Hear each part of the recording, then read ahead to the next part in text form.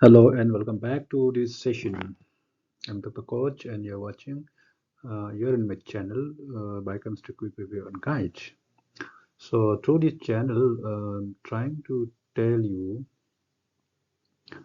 uh, rather I'm trying to give you some conceptual ideas so that if you go through this slide and you'll get some concepts, and with that concepts, if you study your topic, then it will help you to understand better. So today, what I'm going to discuss is overview of oxidation and biosynthesis of fatty acids. This is a very overview, just to have the concept. Okay.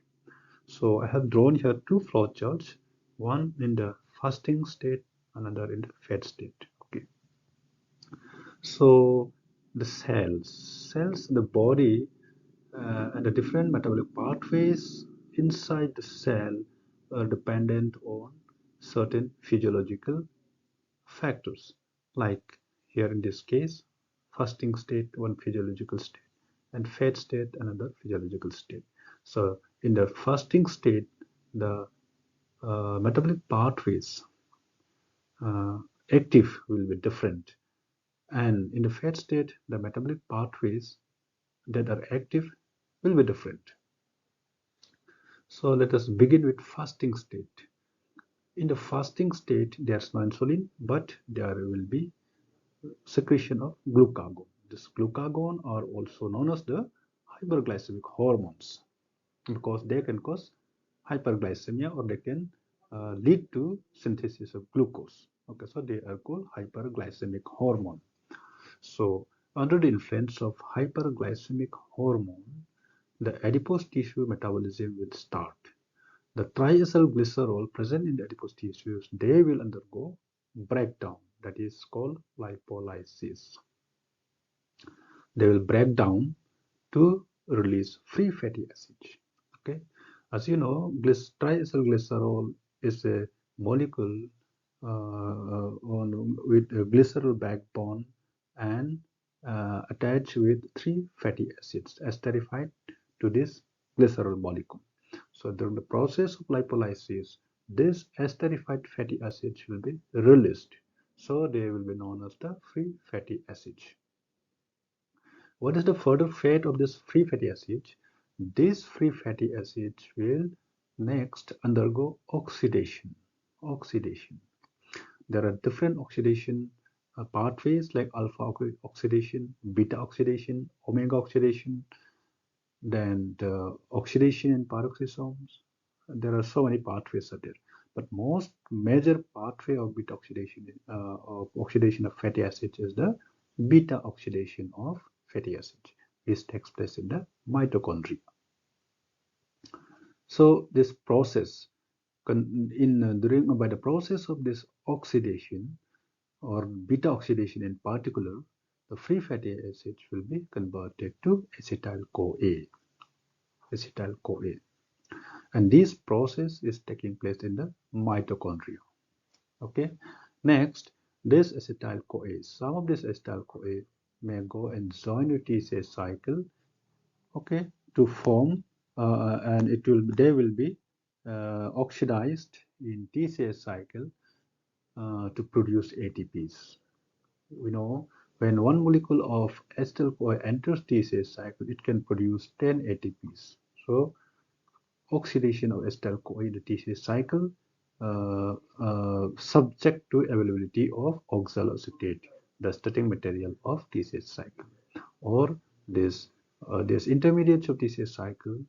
If they are available, they may undergo gluconeogenesis to form glucose. So in the fasting state, under the influence of glucagon, fatty acids may go TCA cycle and may produce glucose. Okay. Major pathway will be this one. Major pathway will be ketogenesis. Acetyl CoA will be converted to ketone bodies. The process is called ketogenesis. And these ketone bodies, we know there are three ketone bodies: acetoacetate, acetone, and beta hydroxybutyrate. So these ketone bodies will be utilized by the extrahepatic tissues to generate energies in cells. Okay, so this is what is happening in the fasting state in the lipid metabolism. There will be oxidation of fatty acids, formation of acetyl-CoA, and this acetyl-CoA will lead to synthesis of ketone bodies. So during prolonged fasting, there is what you call ketoacidosis. In the prolonged fasting, there will be so much ketone bodies which can lead to ketoacidosis. Okay. Now, let us look at the fat state. In the fat state, that means when the person is having his daily routine diet, there is plenty of glucose will be there in the plenty of glucose will be there in the body, in the cell. So this glucose, so when there is glucose in the blood, there will be secretion of insulin. So glucose will undergo glycolysis to form pyruvate. By the process of glycolysis, we have already seen what is glycolysis. So end product of glycolysis is pyruvate, isn't it? And from pyruvate will further undergo oxidation to form acetyl-CoA in the mitochondria. Now, this acetyl-CoA, what is the fate of this acetyl-CoA? This acetyl-CoA will enter TCS cycle. It will enter TCS cycle to produce energy, as well as this acetyl-CoA in the form of citrate will come out of the mitochondria into the cytosol and take part in the process of fatty acid synthesis that is called lipogenesis. So uh, this acetyl-CoA, yes, acetyl-CoA will take part in the process of fatty acid synthesis that is called lipogenesis, and it will lead to formation of free fatty acids. This free fatty acids will be ultimately esterified with glycerol to form triacylglycerol, which will be stored in the adipose tissues. So this process is taking place in the fat state. So in the fat state, glucose is converted to triacylglycerols and stored in the adipose tissues. So this triacylglycerol is also called as the storage form of lipids. Storage form of lipids. Okay.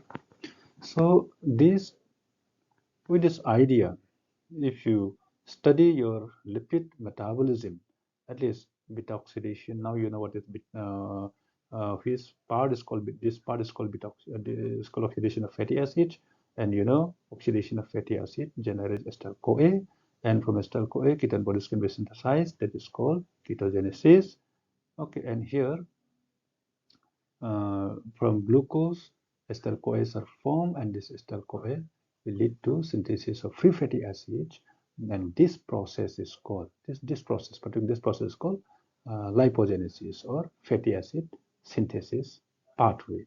So, in this chapter, in this lipid metabolism chapter, we will be studying about beta oxidation, very important.